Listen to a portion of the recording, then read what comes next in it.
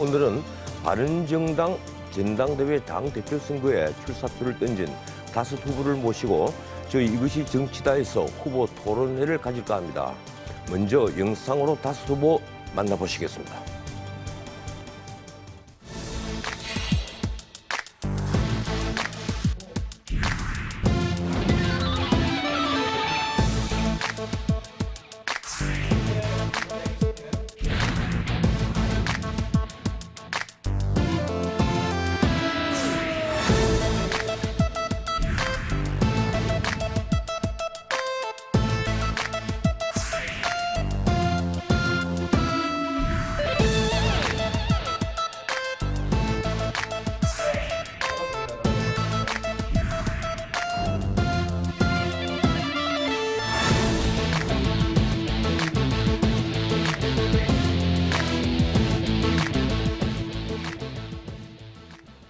예, 시청자들께서 보신 이 5 후보 스튜디오에 나와 있습니다. 예, 안전 순서에 따라서 한 분씩 인사를 드리도록 하겠습니다. 먼저 지상욱 후보, 예, 인사해 주십시오. 네, 안녕하세요. 바른정당 4번 타자 기호 4번 지상욱입니다. 인사드립니다. 예, 다음에 하태경 후보. 예. 안녕하십니까. 부산 해운대 기호 2번 하태경입니다. 예, 김용우 후보도 나오셨습니다. 네, 바른 정치를 위한 위대한 도전 기호 5번 김영우 후보입니다. 안녕하십니까? 예, 이혜훈 후보입니다. 낡은 보수와 결별하고 보수의 본진을 되찾아올 기호 1번 이혜훈입니다. 안녕하세요. 예, 그리고 마지막으로 정운천 후보입니다. 보수의 불모지 전주에서 당선된 정운천 기호 3번입니다. 감사합니다. 예, 이 토론 진행에 앞서서 한 가지 말씀드리겠습니다. 후보들이 좌석 배치는 사전 추첨으로 결정이 됐는데 바른 순서는 시청자들이 보시는 쪽에서 좌측에서 시계 방향으로 진행을 하도록 하겠습니다. 이 효율적인 토론을 위해서 바른 시간을 음수해 주시기를 부탁드리겠습니다. 예, 먼저 첫 번째 코너는 자기소개 코너입니다. 이 자기 자신을 시청자들에게 가장 짧게 그리고 가장 정확하게 소개를 하는 코너입니다. 그래서 나는 땡땡땡이다. 나는 네모다. 이렇게 해서 전부 다 자신들 앞에 놓인 패널에 서주시면 되겠습니다. 그리고 한 분씩 거기에 대해서 보여주시고 또 설명을 앞에 그려주시면 되겠습니다. 그리고 설명을 한 1분 정도로 드리겠습니다. 먼저 순서에 따라서 지상욱 후보 그걸 앞에 그려주십시오. 앞에 꽂아주시면 됩니다.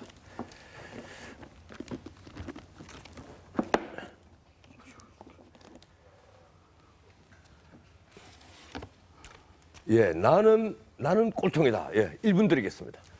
네, 저는 2002년 대선에서 이회창 전 후보가 패배한 다음에 지금 보수 정당의 많은 기라상 같은 선배님들이 다 뿔뿔이 흩어졌을 때 이회창 총재를 돕기 시작해서 10년 동안 일을 했습니다. 또 자유선진당 하면서 가능성이 없는 서울시장 후보로 출마를 해서 당의 지지도 3배 올리는 그런 성과를 올렸습니다. 이번에 바른정당이 가장 어려울 때 3월 15일 제가 혈혈단신 바른정당으로 넘어와서 33명 국회의원의 수로 독립운동한 그 성과를 올렸습니다. 그리고 가장 어려웠던 유승민 후보가 1%대 함께하면서 6.8%의 성과를 올린 사람입니다. 가장 어려울 때 와서 아무도 가지 않은 길 간 꼴통, 그 꼴통이야말로 보수를 바꾸고 정치를 뒤집을 수 있는 적임자다. 꼴통 기질로 승부하겠습니다. 감사합니다. 예, 두 번째 순서 하태경 후보입니다. 나는 보수의 세대 교체다. 1분 드리겠습니다. 예, 하태경입니다. 보수 확 바뀌어야 됩니다. 홍준표 지사 대선 때 지지 많이 한 것 알고 있습니다. 하지만 홍준표 지사가 보수의 미래이기 때문에 지지한 것이 아니라 당시 사표 심리를 방지하느라고 선거공학적 차원에서 홍준표 지사 지지한 것 잘 알고 있습니다. 하지만 더 이상 보수의 미래는 홍준표 지사 같은 분에게 있지 않습니다. 홍준표 지사가 본인이 신보수라고 했는데 사실 홍 지사가 신보수면 제가 그렇게 비판했습니다. 파리가 세다. 홍 지사는 쉰보수일 수는 있지만 신보수는 아닙니다. 거기다가 낡은 보수입니다. 젊은 보수로 바꿔야 됩니다. 저 하태경, 보수의 새로운 시대를 열 수 있습니다. 문재인 정권을 가장 잘합니다. 지금 국민들은 바른정당, 한국당 탄핵한 거 말고 한국당과 뭐가 다르냐? 저 하태경, 바른정당, 한국당과 무엇이 다른지 온몸으로 보여줄 수 있습니다. 새로운 보수의 세대 교체 하태경입니다. 예, 시간 다 쉬었습니다. 예, 세 번째 김영우 후보 나는 사다리다. 역시 1분입니다. 네. 저희 아버님은 환경미화원이었습니다. 그래서 가난하게 제가 자랐죠. 근데 이 자리까지 오기까지 정말 많은 분들의 도움과 기도로 제가 이 자리에 온 것 같습니다. 지금 이 시대에도 정말 많은 사회적 약자들, 흑수저들이 매일매일을 힘겹게 살아가고 있습니다. 저는 이들에게 희망의 사다리가 되고자 합니다. 이들에게는 정말 일자리, 또 성공, 가정의 행복, 휴가, 휴식 이런 말들이 다른 나라의 단어처럼 들릴 것입니다. 이들의 꿈과 희망을 위해서 제가 흑수저 사다리가 되겠습니다. 그리고 바른정당은 깨끗한 보수, 따뜻한 보수를 지향합니다. 안보는 튼튼하게 할 것입니다. 하지만 사회 경제적 정책은 재벌개혁, 경제 정의, 사회적 약자 배려 이거 우리 보수가 해야 될 일입니다. 바른정당을 우뚝 세워서 내년 지방선거에서 확실하게 화끈하게 싸워보겠습니다. 예, 네 번째 이혜훈 후보입니다. 역시 1분입니다. 이혜훈은 119다. 불구덩이도 물구덩이도 뛰어드는 분들, 생명을 살리기 위해서 자기 몸을 돌보지 않는 분들이 119입니다. 천길 낭떠러지라도, 열길 물속이라도 당을 위한 길이라면 저 이혜훈 뛰어들겠습니다. 바로 119입니다. First in, last out. 가장 위험한 곳에, 가장 위기인 곳에 제일 먼저 뛰어들고 가장 마지막에 나오는 사람들 119, 저 이혜훈이 되겠습니다. 지금 당 위기입니다. 당을 살릴 일, 저 이혜훈이 제일 먼저 뛰어들고 제일 마지막으로 나오겠습니다. 지지율 위기에도 이혜훈이고 당의 화합의 위기에도 이혜훈입니다. 바른정당의 119, 저 이혜훈이 되겠습니다. 이혜훈이 당을 살리고 이 위기에 빠진 보수를 살리겠습니다. 낡은 보수 청산하고 개혁 보수, 새로운 보수로 대한민국을 균형되게 날아오르게 하겠습니다. 예, 정운천 후보 나는 꽃기호다. 예, 역시 마지막 1분입니다. 저는 꽃기호 마크 정입니다. 여러분들이 알다시피 8년 전에 보수의 불모지 전주에 내려가서 지역장벽 깨고 동서화합시키겠다고 정말 8년 동안 쉼없이 노력했는데 도저히 그 철옹성을 깰 수가 없었습니다.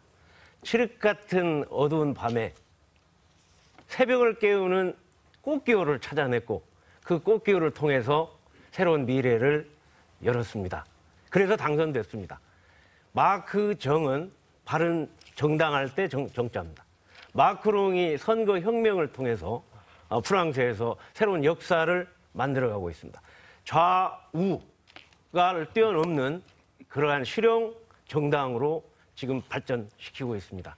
저 또한 좌우를 뛰어넘어서 새로운 미래 정당으로 만들어 나가는 바른정당을 수권정당으로 꼭 만들어내겠습니다. 이 축제의 장으로 이 시간을 만들어서 그러한 에너지를 만들어내는 그러한 정당으로 꼭 만들어내겠습니다.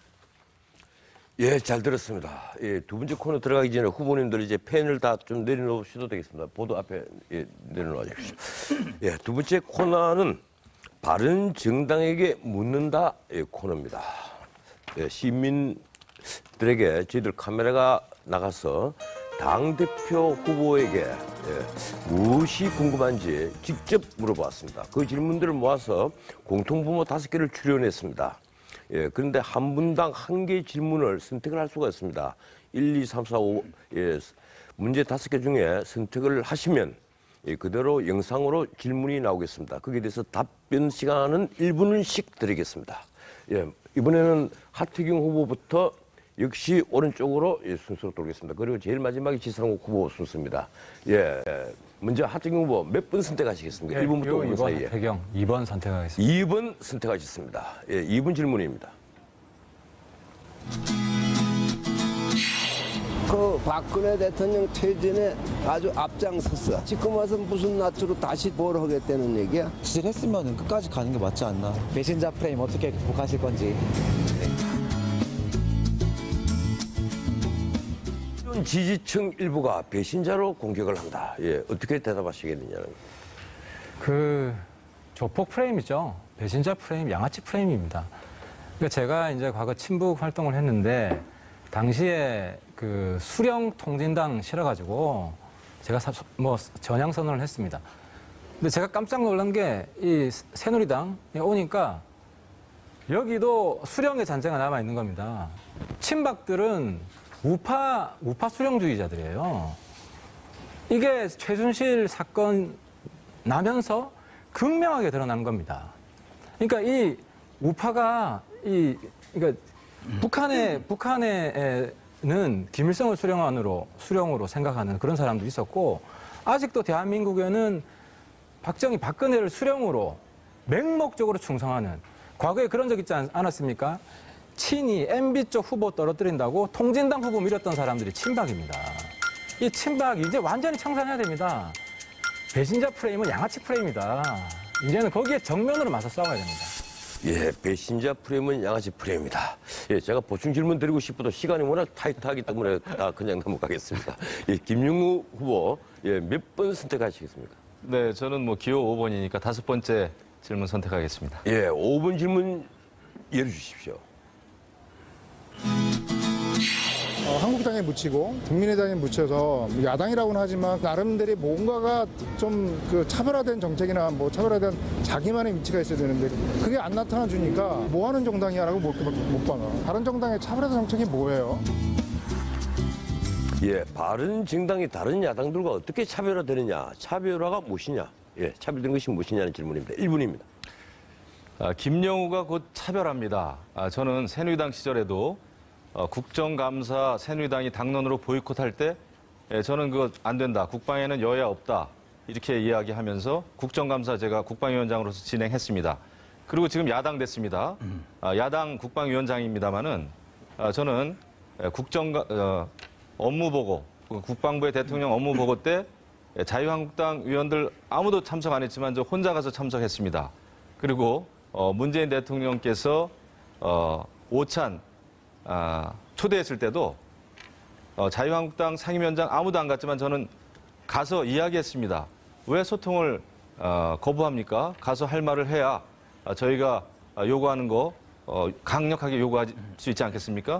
저는 저의 여태까지 걸어온 길은 소신정치라고 저는 감히 확신을 합니다. 이렇게 차별화해야지 야당 됐다고 해서 구태 야당을 되풀이하는 것이야말로 구태다 생각합니다. 예, 다음 이혜훈 후보입니다. 몇 분 선택하시겠습니까? 보니까 다 자기 번호 선택하는 모양이네요. 예, 1, 3, 4분 남았습니다. 네, 저도 그러겠습니다. 1번 하겠습니다. 예, 1번 후보답게. 선택하셨습니다. 열어주십시오. 정확한 색깔을 좀 내주셨으면 좋겠어요. 다른 야당들하고 어떻게 좀 합당을 한다는 얘기가 나오는데 어떻게 하실 건지 그에 대해서 좀 궁금합니다. 예, 소수 정당이어서 이 통합론, 예, 다른 당과 합당하는 것 아니냐, 예, 이 질문입니다. 1분 드리겠습니다. 저희 바른정당은 태어난 지가 아직 반년이 안 되는 신생정당입니다. 신생정당이 사람으로 치면은 아직 걸음마는 고사하고 뒤집기도 잘 못하는 상태이죠. 먼저 저희가 두 다리로 뿌리를 내리고 든든히 서야 그다음에 뭐 연대도 가능하고 공조도 가능하죠. 지금 그런 얘기할 때가 아니라 저희가 먼저 든든히 설 때라고 봅니다. 왜냐하면 저희가 다른 당과 다릅니다. 일단 국민의당을 먼저 보면은 안 보는 보수라는 점에서 국민의당과 확연히 차별이 됩니다. 국민의당은 DJ 노무현 정부 시절에 햇볕 정책이라는 대북 정책을 하면서 그 주역이었던 분들이 지금 당의 오너로 있는 정당입니다. 우리하고 확실히 다르죠. 사드 정책만 하더라도 한동안 반대하다가 막판에 보수 표를 얻기 위해서 입장을 급하게 변경한 그런 전력이 있는 당입니다. 우리랑 지금 합당 얘기가 나올 만큼 되지 않는 당이고요. 그다음에 낡은 보수인 자유당. 낡은 보수가 청산되지 않으면 합하기가 어렵죠. 청산이 지금 상당히 먼 장래일로 보입니다. 예, 정문천 후보 3, 4번 중에 선택하셔야 됩니다. 몇 번 남았죠? 3번, 4번. 예, 제 번호가 3번이니까. 3번 열어주십시오. 새누리당에서 나와가지고 이제 자유한국당이랑 나뉘어졌는데 이제 같은 이제 보수를 지향하고 있는 정당으로서 다른 점을 못 찾겠어요. 왜냐면은 이미지 세탁하려고 이름만 바꾼 느낌이라 자유한국당과의 차이점이 뭔가요? 이 두 보수 정당 중에 자유한국당과의 차이점을 묻는 질문입니다. 1분 드리겠습니다. 예, 작년에 최순실 농단 사태 정말 그러한데 책임을 지는 사람 없었습니다. 친박 패권 세력이 책임을 졌더라면 이렇게 바른정당이 나오지 않았을 겁니다. 거기에 책임지는 사람들을 몰아낼 수가 없어서 저희 바른정당이 나와서 드디어 이제 패권 세력을 몰아내고 진정한 보수, 따뜻한 보수, 개혁적 보수를 해나가겠다고 국민들께 어필하고 있습니다. 특히 이번 유승민 후보가 이번 후보로서 끝까지 완주하면서 우리 바른정당의 정체성을 제대로 만들어냈습니다. 저는 또한 여기에서 아까 마크롱처럼 좌우를 뛰어넘어서 진정한 실용 민생정당으로 발전시킨다면 완벽하게 한국당하고 차별화돼서 국민들의 지지를 확실하게 받을 걸로 알고 있습니다. 확실하게 수권정당으로 만들어 보겠습니다. 예, 시간을 남기는 분은 거의 없군요. 예, 마지막 순서입니다. 선택할 것도 없습니다. 예, 나머지 질문 하나 남았습니다. 열어주십시오.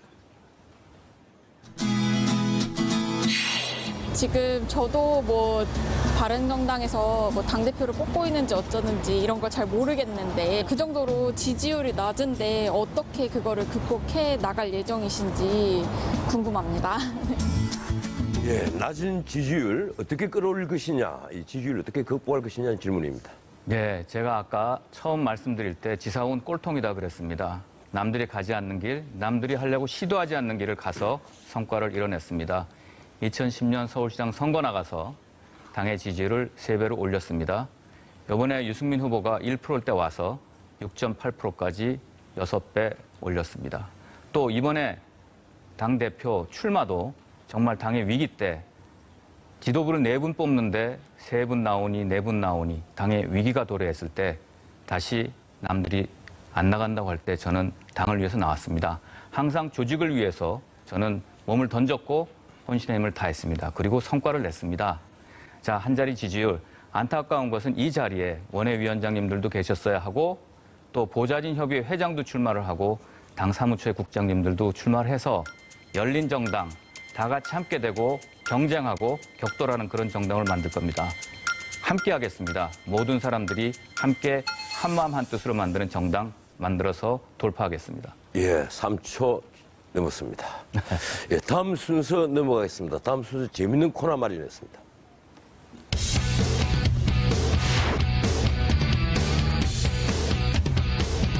You can dress me up in diamonds.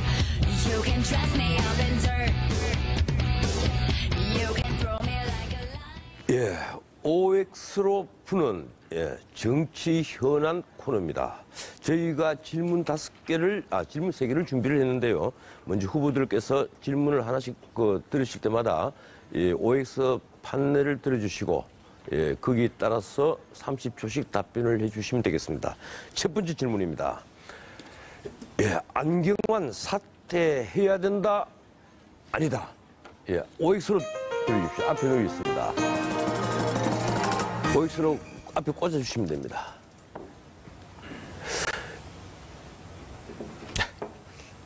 아니, OX 역시 우리 이혜훈 후보처럼 중간에다 이 말씀이시죠? O도 되고 X도 된다. 이겁니까? 해도 된다. 설명을 드리겠습니다. 설명을 드릴게요. 예, 알겠습니다. 왜 이렇게 그러면 먼저 중간에 든 이혜훈 후보부터 말씀해 주십시오. 30초 드리겠습니다. 저는 사퇴하는 것으로는 부족하고요. 지명을 철회해야 된다고 생각합니다. 이분은 정상이 아니라 치료가 필요한 분이라고 생각합니다. 과거에 도장을 위조해서 혼인신고를 거짓으로 해서 한 사람의 인생을 정말 망칠 뻔한 그런 일뿐이 아니라 작년에 쓴 책에서 보면 제가 읽어드리겠습니다. 젊은 여자는 정신병자만 아니면 거지가 없다. 국어라느니 당당하게 매춘하며 살 수 있다. 사내는 예비강간범, 계집은 매춘부, 남자의 면상은 이력서, 여자의 얼굴은 청구서. 이런 정신 상태를 가진 사람은 지명을 철회해야 합니다. 알겠습니다. 지명을 철회해야 한다. 사퇴가 아니다.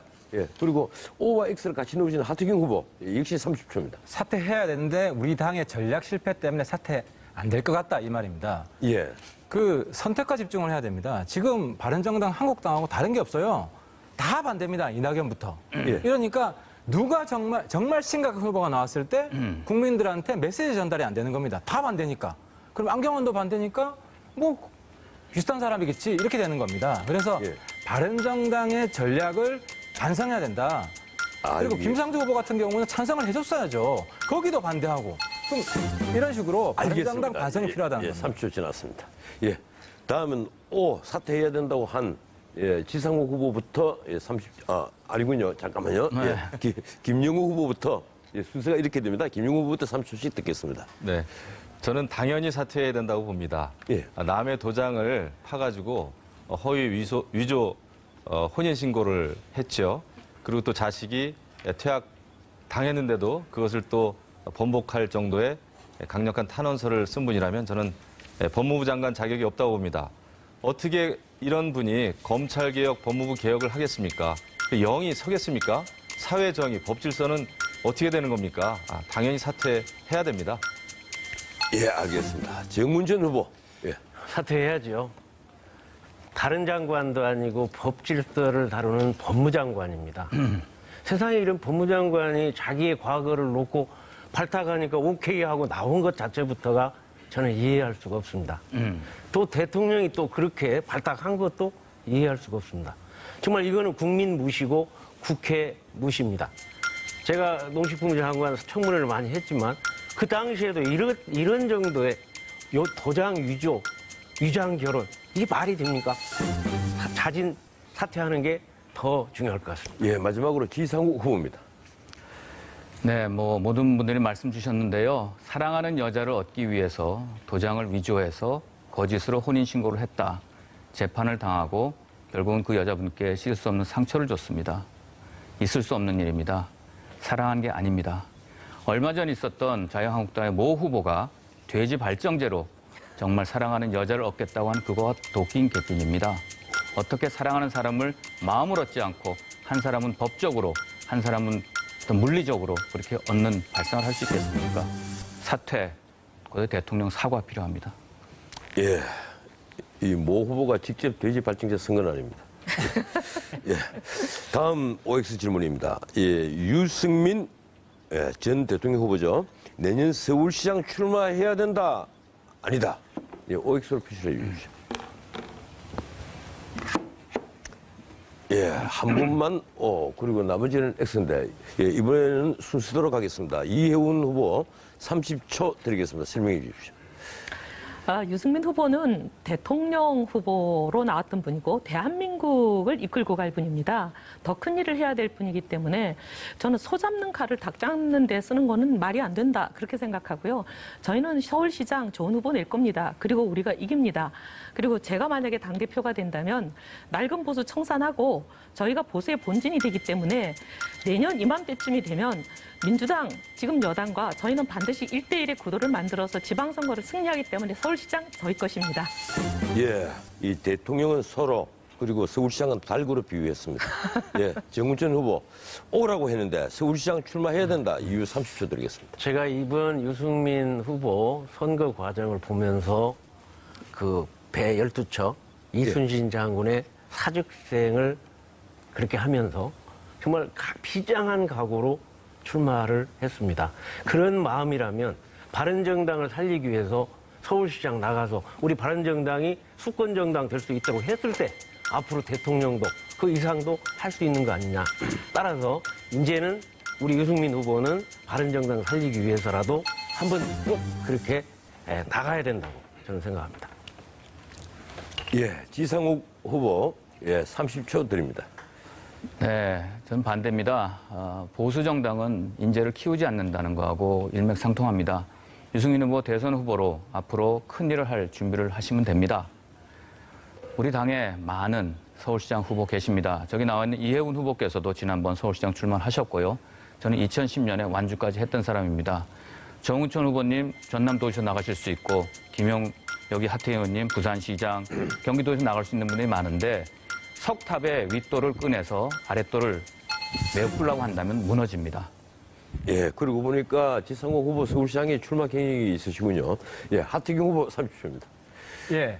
지금 인물이 없어서 지금 뭐 유승민까지 서울시장 후보 이런 이야기 나오는데 제가 대표가 되면 인물들이 많이 올 겁니다. 지금 언론에 보면 이정미 헌법재판관 바른정당 후보로 거론된 그런 이제 기사를 본 적이 있는데 그만큼 국민들의 사랑을 받는 사람이 지금 없는 건 우리 당의 지지율이 낮기 때문입니다. 우리 당의 지지율이 연말에 20% 이상 넘어가게 만들겠다는 것이 제 공약인데 그렇게 되면 인물이 안 그래도 많지만 더 차고 넘칠 겁니다. 유승민 후보 나올 필요 없는 상황이 될 겁니다. 예, 정말 보충 질문하고 싶어서 제가 입이 근질거리는데 시간이 없어서 제가 참겠습니다. 마지막으로 김용우 후보입니다. 예. 네, 지금 바른정당은 굉장히 위험한 상황입니다. 원내 교섭단체 겨우 유지하고 있습니다. 국회의원 딱 20명입니다. 이 한 사람 빠지면은 원내 교섭단체 무너지고 사무처도 없어집니다. 그러면은 우리가 바른정당이 하고 싶은 개혁 보수도 할 수가 없습니다. 일단은 바른정당을 바르게 세우는 것이 중요합니다. 그리고 인재 양성을 해야 됩니다. 외연 확장하겠습니다. 그렇게 해서 좋은 사람이 모인 좋은 정당으로 반드시 만들겠습니다. 예, 이 세 번째 OX 질문 드리겠습니다. 5대 인사원칙 후퇴, 그러니까 대통령이 말씀했던 5대 배제 원칙입니다. 이 대통령이 직접 사과해야 된다, 안 해도 된다. OX로 표시해 주십시오. 사과해야 된다는 O, 사과하지 않아도 된다, X입니다. 예. 예, 이번에 역시 중간에 놓으신 특이한 지상호 후보 말씀을 듣고, 예, 그리고, 예, 순서대로 가겠습니다. 예. 사과 이전에 설명이 필요합니다. 대통령께서 국민들께 내가 대선 때 여차여차하는 그런 인사 기준을 세웠다. 그런데 실제로 들어와 보니 현실은 다르더라 하는 설득과 이해를 구하는 것이 우선입니다. 그 다음에 내가 이렇게 못 해냈으니 사과하는 것은 그 차후고요. 이제 머리를 맞대고 여야가 함께 다시는 이런 청문회가 생기지 않도록 새로운 제도, 기준을 만드는 것이 더 급하다. 이렇게 말씀드리고 싶습니다. 예, 새로운 기준을 만드는 것이 사과보다 더 급한 문제다. 예, 이제 순서대로 가겠습니다. 정문천 후보, 예, O라고 한 이유 30초입니다. 정말 국민들께 한 손에는 5대 비리 원칙, 원천 배제하겠다고 하고 또 지금 발탁하는 분들 또 한 손으로는 그런 비리를 가지고 있는 분들을 계속 발탁하고 있습니다. 이게 맞겠습니까? 한 손에는 약속, 또 한 손에는 약속 파기. 이거를요, 저는 생각할 때 이 5대 약속이 잘 안 된다고 하면 국민들한테 사과하면서 자, 능력 있는 사람 꼭 필요하다. 그러니까 국민 여러분 인정해 주십시오. 양해해 주십시오. 라고 할 수 있어야 때 협치도 되고 대통령께서 제대로 국정을 이끌어 간다고 생각합니다. 예, 5초 지났습니다. 예, 하태경 후보 다음 순서입니다. 예, 저는 지금 우리 당이 사과하라고 하고 있는데 그것보다 더 중요한 것이 있다. 그건 뭐냐면 우리가 대안을 내는 정치를 하는 겁니다. 지금 5대 원칙 없으면 그런 원칙 없이 할 거냐 이런 문제가 있기 때문에 우리가 더 적합한, 더 실효가 있는 그런 원칙을 제시해서 국민들한테 인정을 받으면 대통령이 부끄러워지는 겁니다. 그래서 제 초점은 과거처럼 대통령이 안 하니까 해라 이런 싸움만 하는 정치가 아니라 새로운 야당이라도 새로운 대안을 내어놓는 그런 새로운 대안의 정치가 필요한 시기다. 새로운 정치를 보여줘야 된다 하는 겁니다. 예, 새로운 대안 정치면 되지 굳이 사과할 필요 없다, 사과 요구할 필요 없다. 예, 다음 마지막으로 김영우 후보입니다. 원칙을 내걸었는데 그 원칙이 무너졌으면 당연히 사과를 해야 되죠. 그리고 원칙이라는 것은 누구에게나 공평하게 적용돼야 원칙입니다. 나는 선, 너는 악. 이런 입장으로 도덕 기준을 그런 잣대를 들이대면 안 되겠죠. 그리고 박근혜 정부 왜 무너졌습니까? 국정농단 민정수석실에서 그 차단하지 못했기 때문입니다. 이 청와대 민정수석실 저는 책임져야 된다 이렇게 생각합니다. 대통령 사과하시고 민정수석 책임지십시오. 예, 죄송합니다. 아까 마지막에 한 건 제 실수였습니다. 예, 이혜훈 후보 30초 드립니다. 네, 저는 양쪽이 다 각자의 몫을 해야 된다고 생각합니다. 5대 원칙으로 분명히 원천 배제를 한다고 한 사람들을 지명을 해놓고 사과를 안 하시는 대통령 하셔야 되죠. 대통령도 사과를 해야 되지만 또 우리도 야당도 해야 될 몫을 해야 된다고 생각합니다. 분명히 이게 현실적으로 어려운 기준인 걸 모두 다 알고 있습니다. 그런데 무조건 잘못됐다라고 국정을 반대만 할 일이 아니라 지금 모든 국민들은 국정이 빨리 시작되기를 원합니다. 그러면 우리가 대안을 내고 제시하고 국민들이 납득할 수 있는 기준을 만들어 내겠습니다. 제가 대표가 되면. 예, 이 재미있는 코너 OX 지나가고 더 재미있는 코너를 준비했습니다.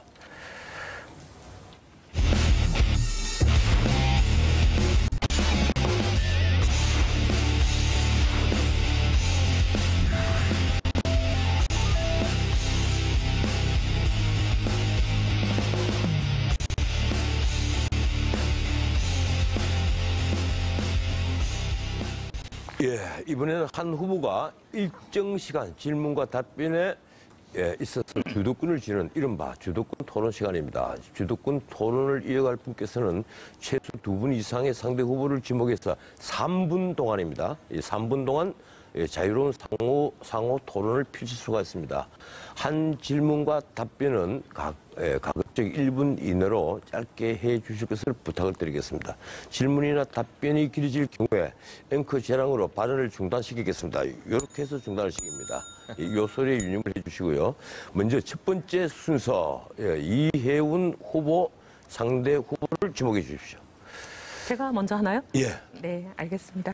우리 정운천 후보님께 여쭤보겠습니다. 우리 정운천 후보님 이제 4대강 최근에 가뭄도 좀 돌아보고 오시고 많은 민생 활동을 펼치고 계셔서 참 저희들이 감사하게 생각하고 있는데요.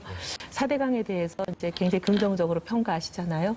홍수가 많았었지만 그래도 4대강이 완성되고 나서 이제 홍수는 이제 없어졌다. 굉장히 긍정적인 점을 많이 평가해 주셨는데 지금은 또 가뭄 국면이란 말이죠.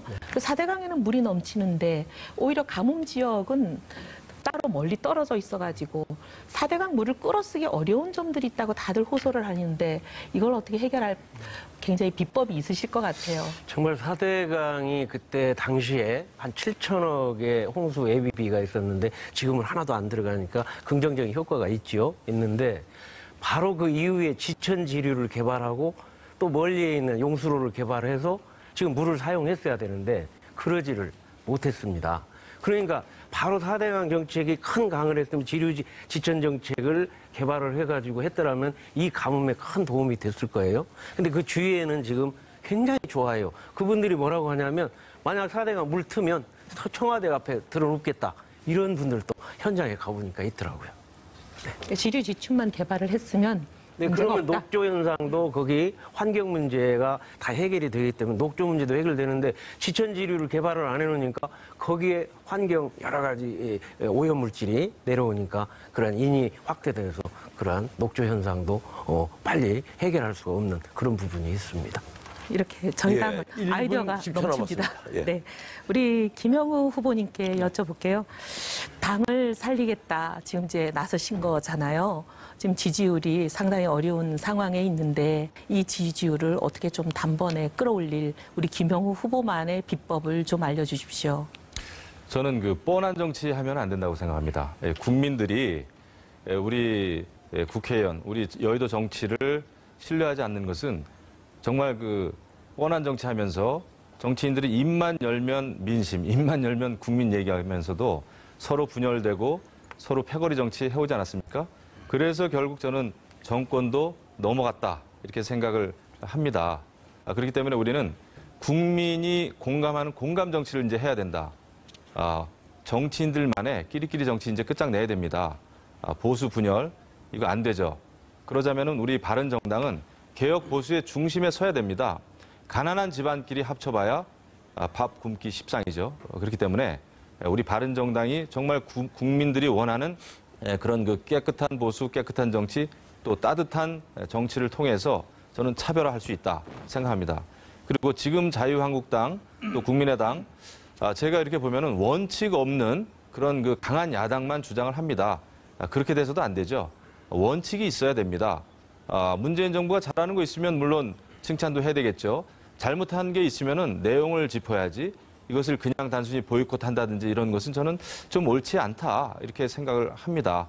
듣고 보니까 우리 김영우 의원님이 얘기하시는 진영을 넘어서는 정치, 반대만 위한 반대, 발목 잡는 정치 안 하겠다.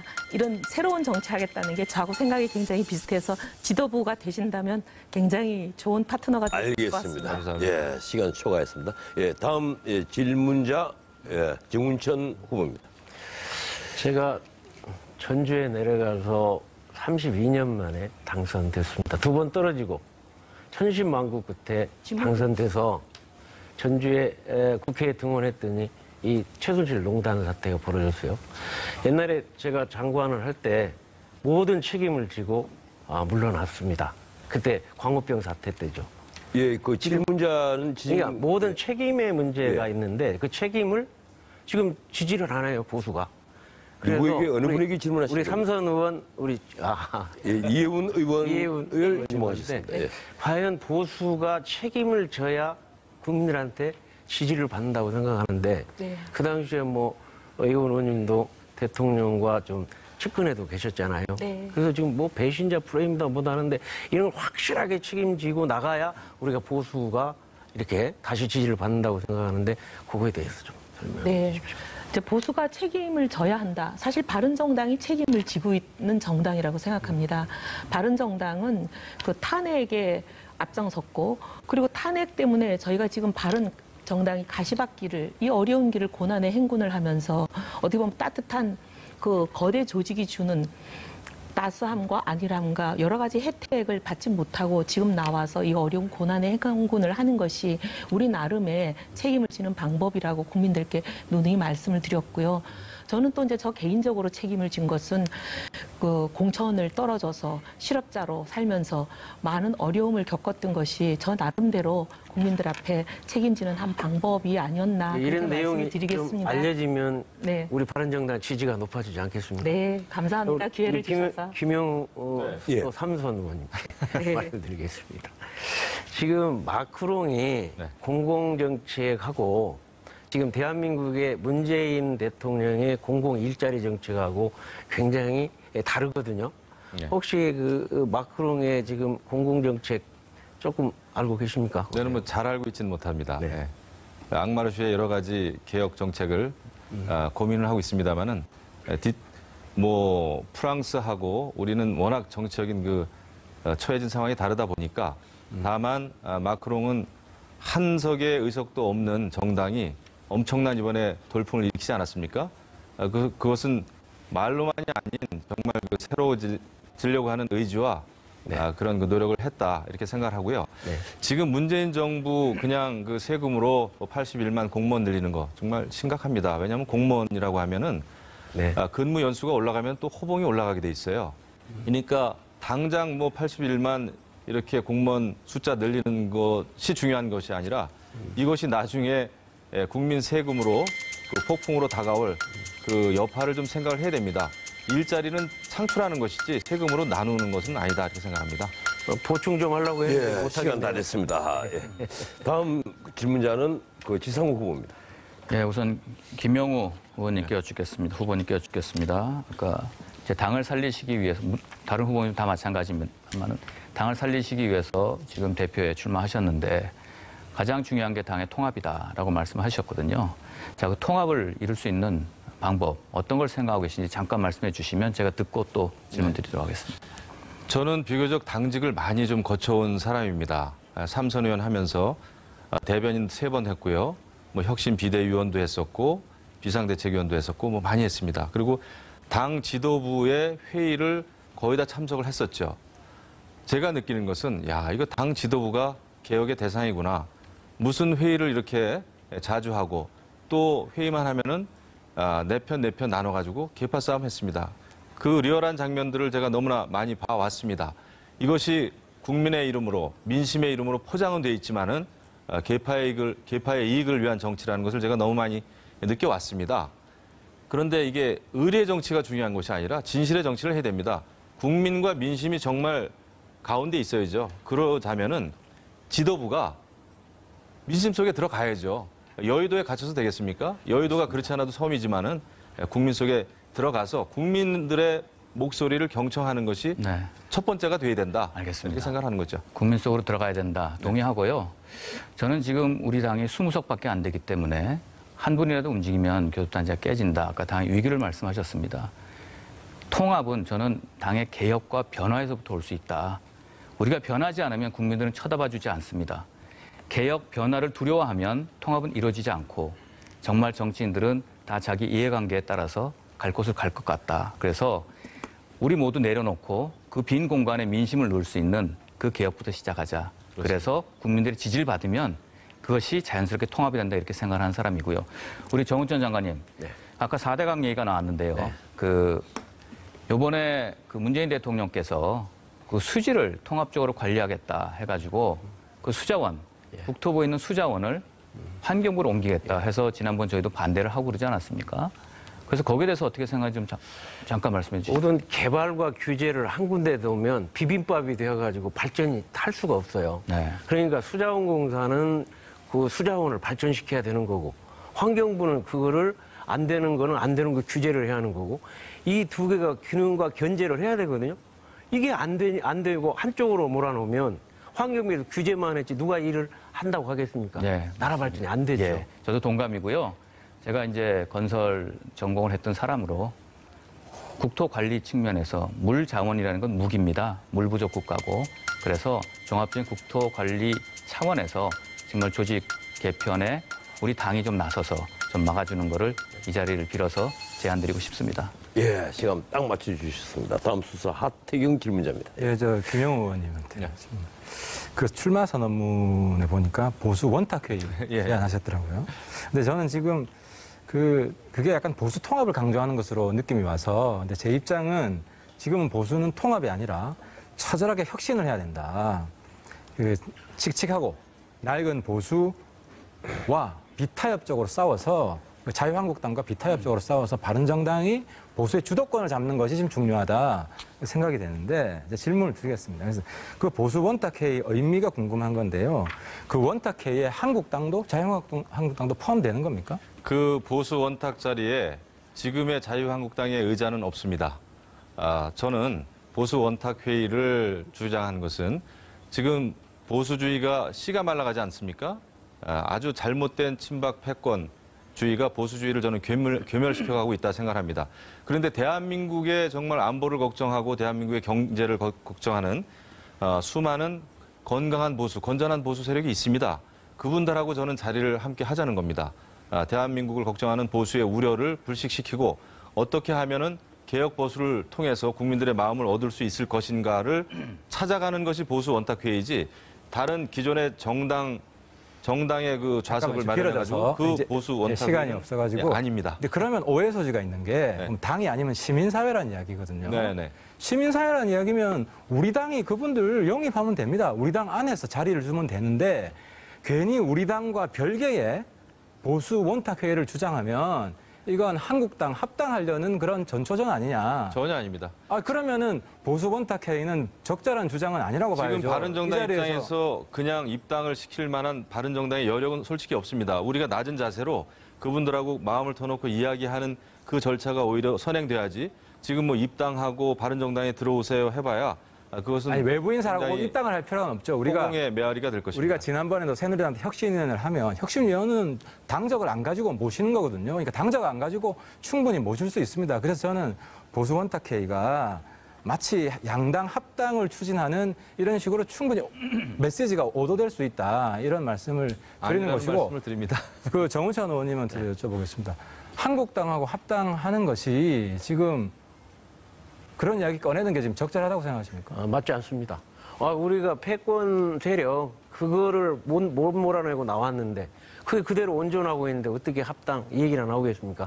그것이 정리가 되고 우리의 정체성과 맞을 때 서로 이제 그때부터 소통을 해야 된다고. 지금 보수 시민사회가 다 죽었습니다. 지금 시민사회 내에서 우리가 우리 당 바깥에서 이렇게 파트너십 해야 될 그런 단체가 생각나십니까? 그러니까 지금 충분히 오해될 소지가 있는 말이라는 거죠. 예, 지상호 후보 답변 들을 필요 없이 시간이 딱 됐습니다. 예, 듣는 보수가 참 무척 괴로웠습니다. 예, 다음 마지막으로 김용우 후보. 네. 질문자입니다. 네, 우리 지상욱 후보님께 질문 드리겠습니다. 저는 지상욱 의원님 정말 출마하시기를 간절하게 바랬습니다. 제가 권유도 드렸습니다마는 출마해 주셔가지고 우리 경선 흥행에 좀 걱정을 덜은 것 같습니다. 지상욱 후보께서는 한판 뒤집기 승부하겠다. 이렇게 야심찬 슬로건을 들고 나오셨는데 100% 공감합니다. 그런데 어떻게 뒤집을 것인지 그 점에 대해서 좀 말씀을 해주시고요. 특히 젊은 층들을 향해서 우리가 좀 외연을 확대해야 되지 않겠습니까? 지상욱 의원님이 그 젊은 층을 위한 그 방안이라 그럴까? 그런 거 있으면 좀 말씀해 주시기 바랍니다. 네. 우리 김영우 의원님 전대 나와달라고 말씀이 맞고요. 우리 이혜훈 후보님, 하태경 후보님 또 그 외 많은 분들도 다 저한테 제안을 해주셨죠. 정말 아까 그 꼴통이라는 마음으로 어려울 때 또 나왔다는 말씀 드리고요. 제가 한판 뒤집어야 된다는 거는 이제는 우리가 시간이 많지 않다.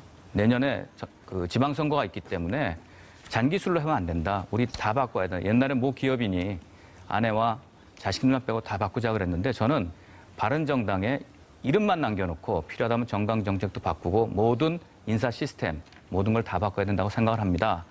일단 바른정당은 4가지 축으로 되어 있습니다. 20명 의원님들, 135명의 원외위원장님들, 80명의 시도당 중앙당 당직자들, 그다음에 90명의 180명의 뭡니까 국회 보좌진들. 이분들이 각자 따로 놀거든요. 그래서 저는 이분들을 다 참여시킬 수 있는 단일화된 의사결정 시스템 만들고 또 당원들이 참여할 수 있는 당원 주권위원회를 만들어서 그분들의 의견이 당 최고 의결기구에 영향을 미칠 수 있게 만들고 또 보좌진협회 회장은 우리 선거 때 비례대표 당선 가능성 있는 곳에 넣어주는 당규도 만들어서 그분들이 당에 선거가 있을 때 자기 의원뿐만 아니라 당을 위해서 뛸 수 있는 그런 시스템을 만들도록 하겠습니다. 네, 일단 그 정도 듣도록 하겠습니다. 이번에는 우리 이혜훈 후보님께 질의하겠습니다. 이혜훈 의원님께서는 이제 문재인 정부에 대해서 각을 세우기 시작하신 것 같습니다. 제가 오늘 라디오 인터뷰 들었는데요. 그렇습니다. 우리 바른정당은 지금 규모가 작습니다. 근데 자칫 잘못하면 다른 야당 이중대 소리 듣기 딱입니다. 관제 야당 소리 듣겠죠. 그래서 문재인 정부에 대해서는 어떻게 대처해 나가실 것인지 간단하게. 저는 선택과 집중을 해야 된다고 생각합니다. 저희 당은 20석밖에 안 되기 때문에 사사건건 발목을 잡는 자유한국당처럼 해서도 안 되고 저희가 만 가지를 다 반대하면 못 이룹니다. 근데 우리가 최우선 순위를 딱 두고 우리 개혁보수의 정체성에 딱 맞는 거 몇 가지만 이것만은 죽어도 간철해내야 되겠다 하는 그거는 집중을 전력을 다해서 하고 나머지 웬만한 아주 사소한 사안들에 대해서는 털어야 된다고 생각합니다. 그래서 집권 초기에 문재인 정부가 할 때는 웬만한 것은 그냥 협조하고 네. 예, 두 번째 울리니까 말을 멈추시는군요. 네. 예, 첫 번째 주도권. 질문하는 분이 저한테 20몇 초밖에 안 주시면 예, 첫 번째 주도권 토론은 주셔야 되는데 마쳤습니다. 최대한. 드리고 싶었는데. 예, 좀 지금 제가 입이 근질근질 하는데 네. 말 못하고 이 시간 때문에 네. 넘어가는 제가 한 제 말씀 심정도 했는데 이해를 좀 해주세요. 전원책 선배가 진짜 살아남은 깨끗한 보수예요. 네. 거의 씨가 말랐어요 지금. 정말 고맙습니다. 예, 두 번째 주도권 토론입니다. 역시 3분씩 요령은 똑같습니다. 예, 질문자 두 분, 가급적 두 분 지정해 주시고 답변도 좀 짧게 해 주시고요. 예, 먼저 첫 번째 질문자입니다. 정운전 후보입니다. 지금 대한민국의 최고의 중요한 과제가 일자리 아니겠습니까? 문재인 대통령이 오죽했으면 그 일자리를 공공일자리 17만 4천 개 공무원 우리 지상욱 후보님께 말씀드리겠는데 일자리 중요하죠. 네. 4차 산업혁명 시대 일자리가 지금 줄어든다는데 어떻게 일자리를 늘려야 할지 뭐 대안 혹시 있습니까? 저는 그 공공일자리를 늘리는 거는 반대했습니다. 그리고 공공일자리를 늘려서 계속 국가의 재정에 적자나 부담이 되면 나중에 그리스처럼 될 수 있다. 그리스 나중에 그 뭐 박사학위 소지자까지 다 공공일자리 준 거 아니겠습니까? 그래서 망했는데요. 저는 4차 산업혁명 시대에 미국의 실리콘밸리처럼 젊은 사람들이 정말 창업을 할 수 있는 그런 혁신적인 제도, 지원 제도를 필요로 해서 그 시스템을 가지고 젊은이들이 실패를 하더라도 창업을 해가지고 일자리를 늘리는 그런 제도가 필요하다고 저는 생각을 합니다. 제가 4차 산업혁명 시대에 지금 산업자원 통상자원부에 있거든요. 네. 그래서 지금 문재인 대통령이 신재생에너지 20%를 하겠다. 10%만 우리 농민에게 주면 농촌 태양광을 주면 거의 50만 명 일자리가 생기고 원전 5개가 줄일 수 있고 석탄 화력발전소 15개를 줄일 수 있어요. 네. 그러한 정책 대안으로 한다면 은퇴 귀농들에게도 한 15만 일자리가 생길 수 있어요. 이러한 걸 꼭 문재인 대통령에 제안을 하고요. 우리 김용우 네. 제가 생각할 때 우리 이제 바른정당이 이렇게 너무 작은 20명인데 마크롱이 한 명도 없는데 대통령이 됐잖아요. 네. 과연 우리가 수권정당 우리가 나는 만들어야 된다고 생각하는데 네. 너무 지금 우리가 어떻게 언제 이렇게 흔들릴까 이렇게 생각하거든요. 뭐 삼선 의원이시니까 한번 거기에 답변 주시죠. 네, 불안하죠. 당대표는 저는 그 전쟁을 치르는 총사령관이지 소총수가 아니다 생각합니다. 소총수는 그냥 명령만 받아서 싸우기만 하면 됩니다만은 이 전시의 사령관은 싸워야 될 때, 싸우지 말아야 될 때, 그리고 타협할 때, 포용할 때, 또 원칙을 지킬 때를 분명하게 정해줘야 됩니다. 그것이 바로 우리가 바른정당의 당대표가 지녀야 될 덕목이다 생각합니다. 저는 나름대로 국회 국방위원장도 해오고 있습니다만은 아까 5초밖에 안 남아서 안 됐는데 그 정도 좀 해주시면 안 될까요? 알겠습니다. 답답해도 참겠습니다. 아니 제가 생각할 때는 이렇게 생각해요. 지금 아까 지상욱 의원님 좋은 말씀 주셨는데 제가 이제 남경필 위원장하고 같이 공동위원장이 원회 때 해가지고 새만금 개발법 또 새만금 개발청을 만들었어요. 이러듯이 우리 원외 지구당을 공동 특위를 만들어서 현역 한 의원에 원외 한 3명, 4명을 해서 공동 특위를 해서 한 20까지, 30까지 만들면 전체 원외위원장들이 우리 정론관에서 기자회견도 할 수 있고 이게 할 수 있단 말이죠. 그렇게 해서 붐업을 좀 시켰으면 좋겠다. 예, 원외 정당, 원외 그 공동특위 만들겠다는 말씀을 하고 싶으셔서 질문에 대한 답변까지도. 아니, 바른정당 키워가야 할 거 아니겠습니까? 두 번째 질문자입니다. 지상욱 후보입니다. 네, 네 분의 후보님들이 계시니까 공평을 기하기 위해서 이번에는 이해운 후보님께 먼저 질문드리겠습니다. 우리 당의 유승민 의원님을 필두로 해서 경제 전문가신데 지금 지난번 여당에서 공약했던 공공기관 비정규직 제로 공약에 대해서 어떻게 생각하시는지 하고요. 이번에 추경을 할 때 대통령께서 추경을 통해서 공공 일자리 만들겠다고 하셨던 두 가지 내용에 대해서 짧게 좀 의견을 좀 말씀해 주시면 감사하겠습니다. 동일노동 동일임금 원칙이 지켜져야 되고 같은 일을 하는데 임금을 다르게 거의 절반 수준으로 받는 이 관행은 없어져야 되기 때문에 비정규직을 없애는 거에 동의하고 근데 민간이 하는 일을 정부가 자기들도 하면서 민간 보고 하지 말라 그러는 것은 사실 어려운 일이기 때문에 정부 공공기관부터 먼저 솔선수범해서 비정규직을 없애겠다 동의합니다. 하지만 제로로 만들겠다는 건 좀 어려운 일이에요. 왜냐하면 육아다 출산이다 이런 일로 당장 휴직을 가는 사람들을 대체하는 일자리 이거는 짧은 기간 동안에 하는 거기 때문에 비정규직으로 할 수밖에 없는 그런 부분들이 있거든요. 좀 짧게 해주시죠. 짧게. 네, 죄송합니다. 그래서 이런 부분 또는 이제 전문직 프리랜서 하는 사람들 때문에 하는 유연한 근로 형태가 필요한 부분 이런 부분들은 공공 부분에도 비정규직 형태가 필요한 부분이 있습니다. 네, 이거 나중에 추경은 나중에 말씀드릴게요. 그다음에 이제 추경 우리 하태경 의원님께서 추경에 대해서 반대할 게 아니다 말씀을 하셨고 또 의견도 하나 주셨습니다. 공무원을 호봉제로 하면 그거는 해결할 수 있다라고 말씀을. 호봉제를 폐지하면. 호봉제를 폐지하면. 네. 그러면은 이제 해가 올라갈 때마다 재정이 늘어나지 않으니까 그걸로 해결할 수 있다고 생각을 이제 말씀을 주셨는데 제가 볼 때 공무원들이 다 그만두실 것 같아요. 호봉제가 이제 폐지가 되면 그리고 그걸로 인해도 그 추경처럼 그때 하는 예산에 그걸 넣으면 그 다음에는 어떻게 계속 그걸 끌고 갈 건지에 대한 게 궁금한데 좀 짧게 얘기해 주시죠. 제가 이야기한 호봉제 폐지는 기존 공무원이 아니라 신규 채용부터 하자는 것이고 지금 정규직 비정규직 차별 해법이 문재인 정부로 가면 완전히 나라 망합니다. 왜냐하면 정규직도 조금 양보하고 비정규직은 조금 더 혜택을 얻고 중간에서 타협을 찾아야지 전부 다 정규직이 되면요 오히려 해일조선됩니다. 신규 채용을 안 합니다. 지금 당장 한전이나 한수원 다 정규직 시켜준다 하니까 내년에 채용 규모가 확 줄었어요.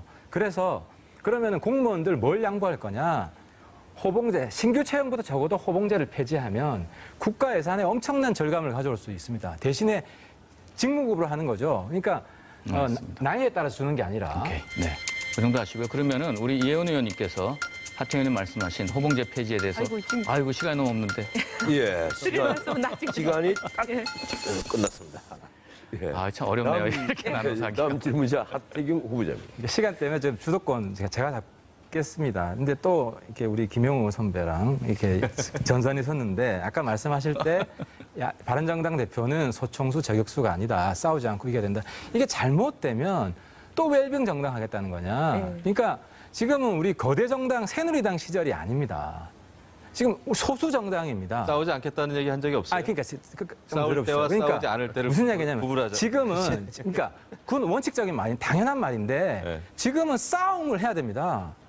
낡은 보수당, 낡은 한국당과 장군이 되어서 전면전을 지휘를 해야 될 때입니다. 그런데 지금 시기에 소총수 저격수가 아니다. 싸움하려는 사람들 의지를 꺾는 이것은 굉장히 부적절한 지금 타이밍이다. 여기에 대해서 어떻게 생각하십니까?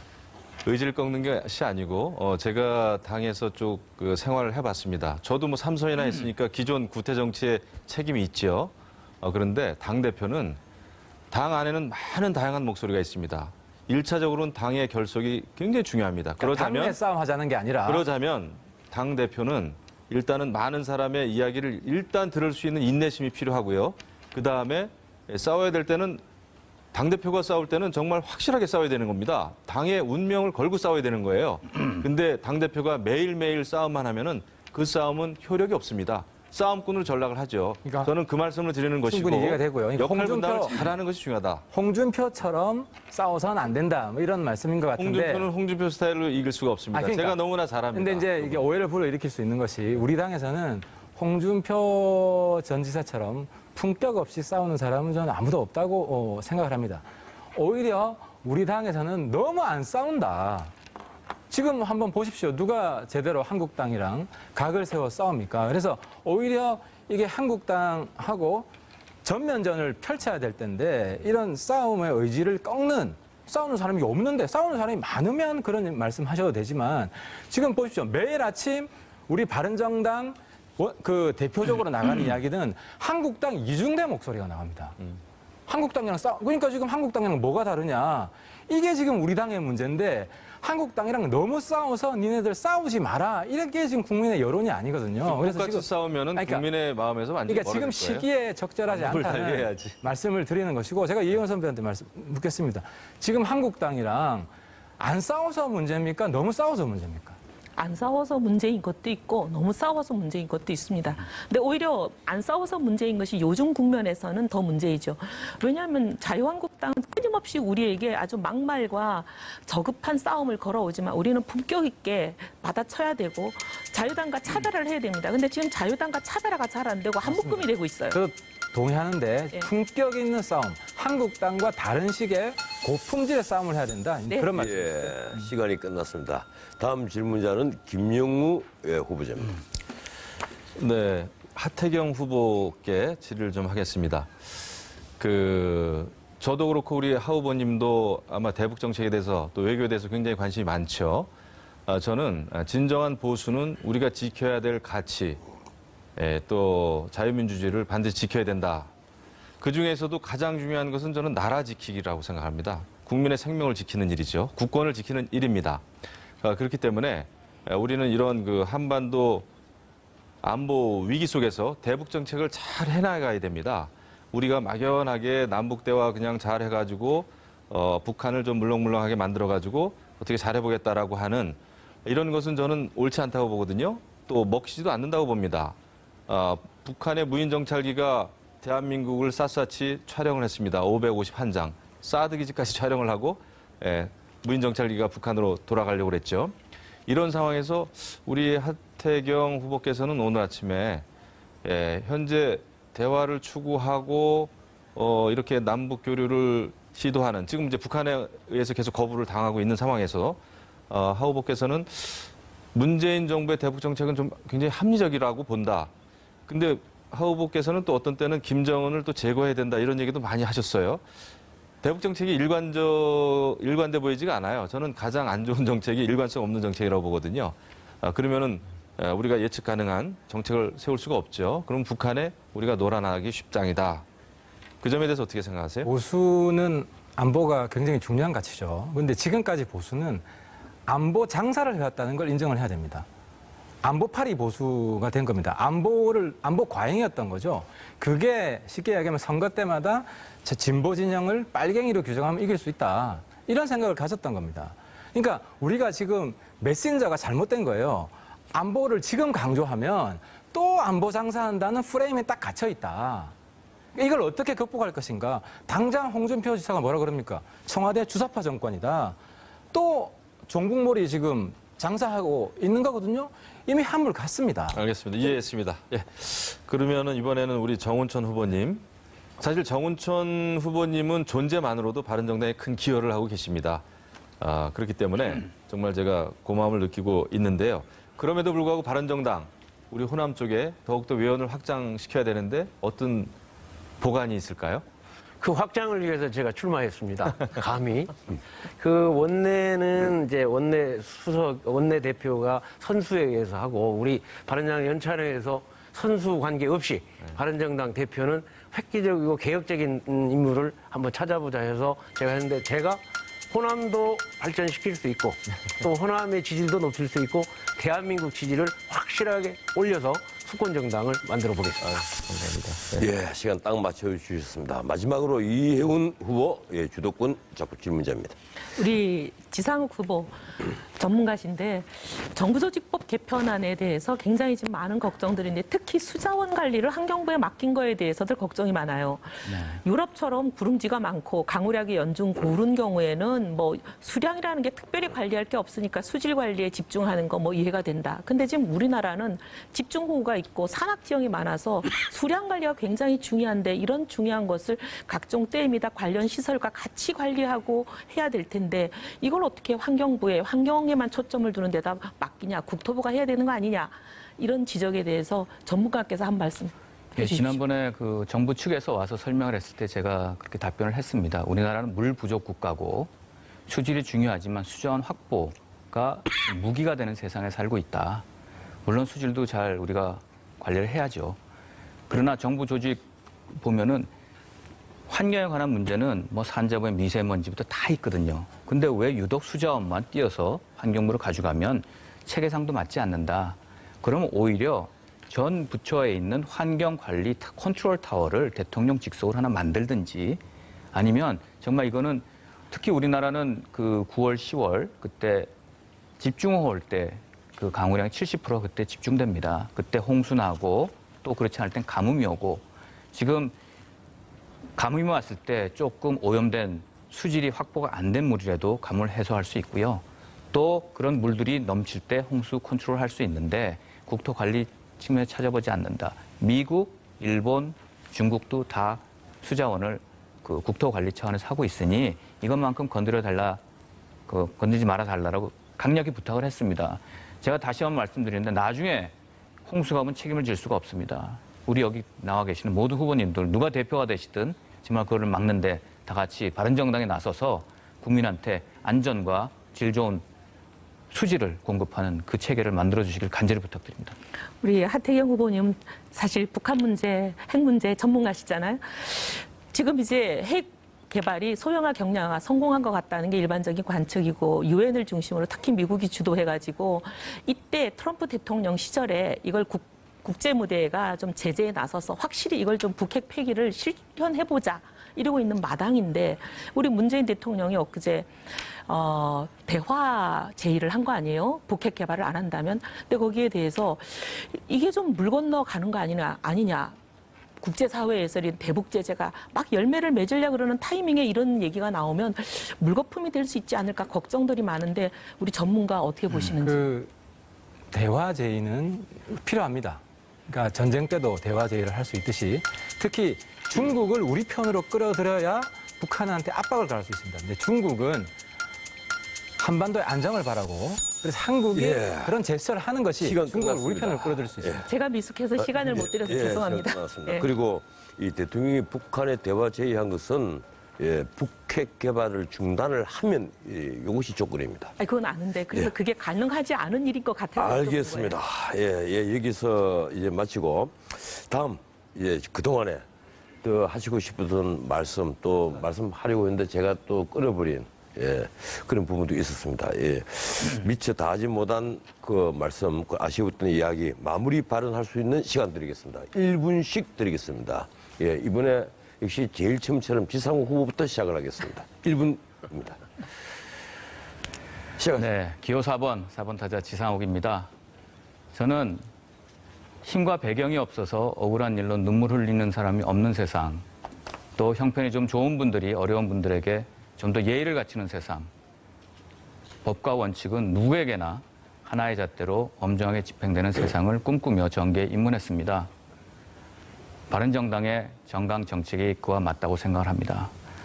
그리고 강한 사람은 더 강하게, 약자는 강하게, 가난한 분은 부자로, 부자는 더 부자로, 그 엄정한 법 테두리 내에서 우리는 정말 성장을 해야 되고 또 함께 손을 잡아줘야 되는 따뜻한 보수를 지향해야 됩니다.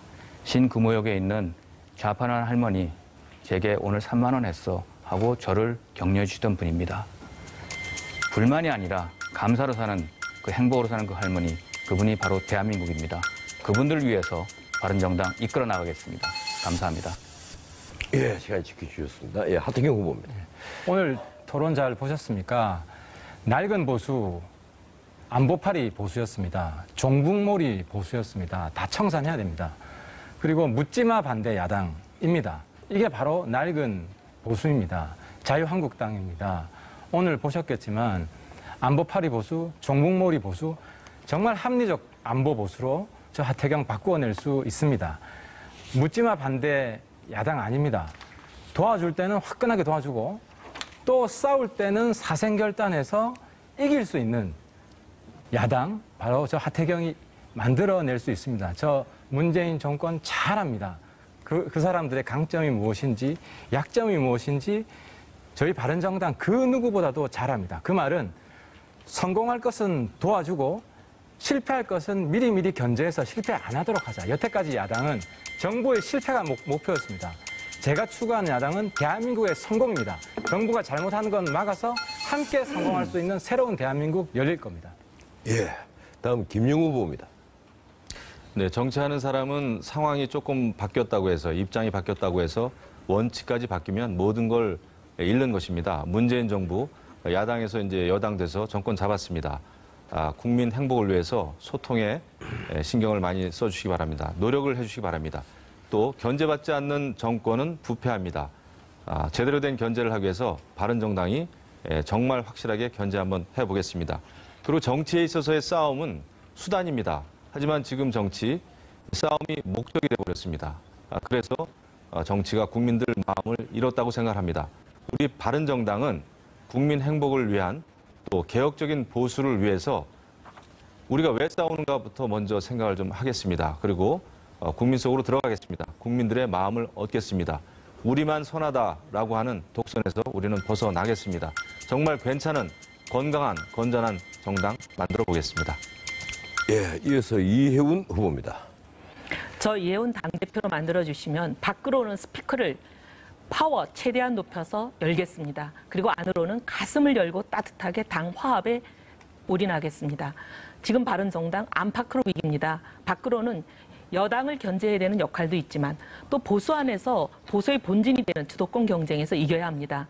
그러려면 무엇이 낡은 보수와 차별화된 개혁 보수인지 저희 분명하게 목소리 내야 됩니다. 선명하게 해야 됩니다. 사사건건 발목 잡아서도 안 되지만 그렇다고 협력할 것은 과감하게 협력하고 대한민국을 위한 일이라면 반대만 하는 것이 아니라 먼저 우리가 대안을 제시하는 생산적인 정치해야 됩니다. 그런 목소리 싸울 수 있는 사람이 할 수 있습니다. 제가 스피커 열어서 반드시 이겨오겠습니다. 하지만 당 안으로는 한 사람도 놓치면 안 됩니다. 굉장히 지금 당의 단합이 중요한 시기입니다. 가슴을 열고 귀를 열고 손을 내밀면서 당 안에서의 화합 누구보다 잘 이루어내겠습니다. 강, 온, 양면 전략 동시에 구사할 수 있는 저 이혜훈에게 기회해 주십시오. 정말 제가 들으니까 말씀 다들 정말 잘하신다는 생각이 드는군요. 마지막으로 정운천 후보입니다. 1분입니다. 정말 제가 대학 졸업 후에 땅끝 해남에 가서 25년 동안 농업 살린다고 수입 개방이 됐는데 다 망한다고 다 뽑아내라는 키위를 가지고 참다래 산업을 키웠고 고구마 산업을 6차 산업으로 키워냈습니다. 그래서 초대 농림산식품부 장관까지 되었습니다. 지역장벽 깨겠다고 전주에 내려가서 호남의 유일한 보수 정당의 국회의원이 됐습니다. 이 에너지를 모아보겠습니다. 꽃기호의 에너지를 모아서 바른정당을 키워보겠습니다. 마크롱이 좌파 우파를 뛰어넘어서 실용 정당으로 중도 실용 정당으로 선거 혁명을 일으킨 것처럼 저도 좌파 우파를 뛰어넘어서 정말 실용 인생 정당으로 우리 바른정당을 수권 정당으로 꼭 키워낼 자신 있고 꼭 해보겠습니다. 예, 정확히 시간 지켜주셨습니다. 이 시청자 여러분, 예, 오늘 잘 지켜보셨으리라 생각합니다. 예, 한국 보수 정말 어렵습니다. 예, 과거 2007년 열린우리당이 선거에서 패배했을 때 친노는 스스로를 패족이라 불렀습니다. 이번 선거에 패배하자 한국 보수 천민이 된 것 같습니다. 천민이라는 자탄이 나옵니다. 예, 그래도 이 보수는 재건되어야 됩니다. 자유와 책임을 다하는 보수, 그리고 도덕성을 가진 보수, 어두운 것을 살피고 기회와 기회의 균등을 보장하는 그런 보수, 예, 무엇보다도 다시 신명나는 사회를 건설하는 보수, 이런 보수를 저희들은 기대를 합니다. 이 바른정당 당대표의 출사표를 던진 예, 5 후보들, 예, 정말 오늘 수고 많으셨습니다. 이 무릇 권력이 오만하지 않고 권력자의 전횡을 막으려면 예, 이를 견제할 건전한 야당, 대한정당은 필수적입니다. 이 야당이 본연의 기능을 다할 때 새 정부도 성공하리라고 저는 생각합니다. 그런 의미에서 오늘 예, 바른정당의 5 당대표 후보들에게 거는 기대는 매우 큽니다. 오늘 출연하신 5 후보들에게 다시 한번 감사 말씀드리겠습니다. 예. 예, 그리고 틀니도 치약으로 닦았는데 그게 틀니에 상처를 내는 줄 몰랐거든요. 치약의 연마제는 틀니 세균 번식의 원인이죠. 폴리덴트면 틀니로 인한 입냄새까지 걱정 없습니다. 정말 개운해요. 폴리덴트. 강소라 씨, 다리가 점점 더 예뻐지네요. 만났거든요. 센시아. 다리가 가볍고 편안하니까 달라 보이죠. 정맥순환 관리한 만큼 좋아져요. 붓고 무거운 다리엔 남녀 모두 센시아. 다리 자신감, 센시아 자신감. 틀니에 음식물이 낄까 걱정이세요? 이제 좋아하는 음식을 즐길 수 있어요. 부분 틀니에도 폴리덴트. 적은 양으로 단단하게 고정되니까. 웃으세요. 폴리덴트. 치은염 치료 후에도 이가탄. 치주염 치료 후에도 이가탄. 복합 성분 이가탄. 치주 치료 후 복용하시면 더욱 효과적입니다. 이가탄. 튼튼한 잇몸. 건강한 치아. 역시 이가탄입니다. 이가탄. 예, 시청자 여러분, 예, 6월 중순이 넘었습니다. 아직 바깥은 예, 뜨겁습니다. 예, 주말 잘 보내시고 저희는 월요일에 다시 돌아오겠습니다. 월요일에 뵙겠습니다. 고맙습니다.